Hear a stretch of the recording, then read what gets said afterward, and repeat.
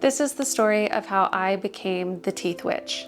Since I can remember, I've been collecting keys. I know, you thought this was about teeth, but trust me, it is part of my journey.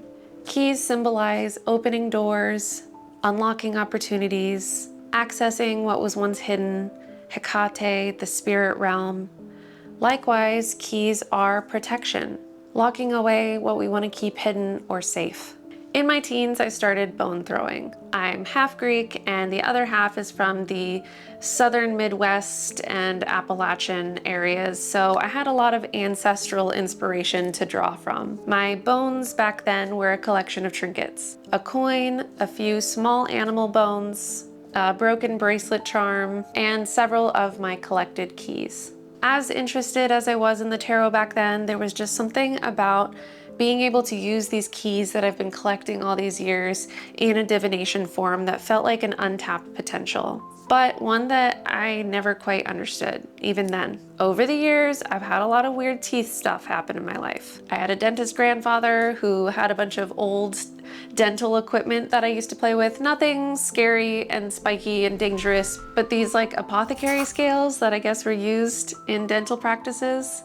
I've always had really sensitive teeth, including some bizarre enamel issues that multiple dental specialists never really could figure out what the cause of was. I have Yorkies, which famously have dental issues, regardless of how much I try to brush them, which is why ultimately, with the recommendation of our vet, we decided to take all of Thor's teeth out. Marilyn still has some for now. Mikey and I even met over teeth.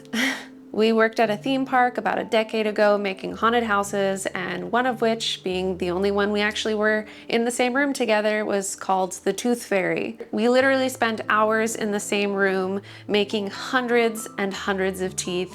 Oddly enough though, we barely spoke back then. It wouldn't be for another 8-ish years until we actually did.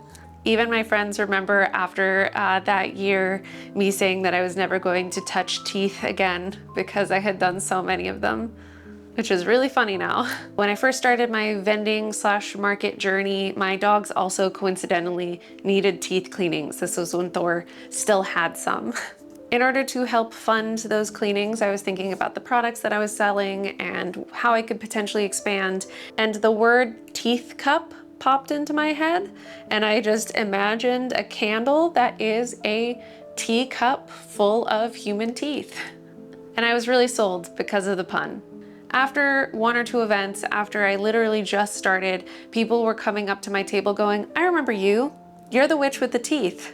Of course, because I had a witchy table, I decided to look a little further into teeth witchcraft and what that would mean. I found a lot of websites, including a bunch of dental practices on their like about dentistry pages, referencing that in the Middle Ages, people believed if a witch got your tooth, they could curse or control you with it, which could kind of be said about any personal body part, but specifically teeth were mentioned here, probably because you don't have that many of them. It feels very personal when one of those go. It's not like they'll grow back like hair or nails. So people would burn their loose teeth to protect themselves. I like to tell people when they're asking me about the teeth, especially as candles, that it can represent your own teeth, so you are burning it and protecting yourselves, or it could be someone else's teeth, and that's not my business. I pretty quickly gave in after that, and I turned to Mikey and I said, "I guess I'm the teeth witch now." Very quickly after that, my aunt sent me some animal teeth. They were all from bones found in the woods. And Mikey had a friend who had some human teeth sourced from a dental assistant, allegedly, all ethically sourced. And I literally had a vision of how I wanted to use those teeth in a new bone throwing practice, combining my years of tarot and my young years of bone throwing into something new, and something that just clicked right away. Before all of this, I was collecting oddities. I had some deer teeth and some jawbones, but my collection has grown really quickly since. Teeth are tattooed to my body, and I am finding new ways to incorporate teeth into my practice all the time. And I still collect keys, and Yorkies, and Mikey. They were all an important part of unlocking the path that got me to where I am today, or unveiling that I was a teeth witch all along. You see, this part of the key is called the bidding, also sometimes called the teeth.